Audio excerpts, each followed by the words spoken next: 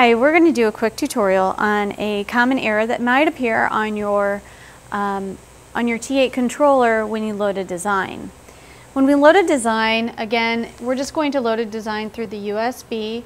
I'll go ahead and confirm my panel graph configuration and scroll down and choose a design here. I select the design. I then will go and accept that design here. And as I'm accepting it, there's a unit fault that says connection to data collector failed.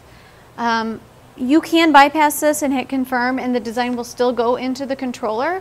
But to fix this, it's very easy. If we go to L3, click on L3, and here we have something called production data acquisition. That is R3. I'll go ahead and click on that.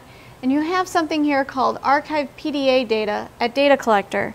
This is for the My ZSK. It may have been selected on accident or it may have been just defaulted like that. All you have to do is just uncheck it with L3.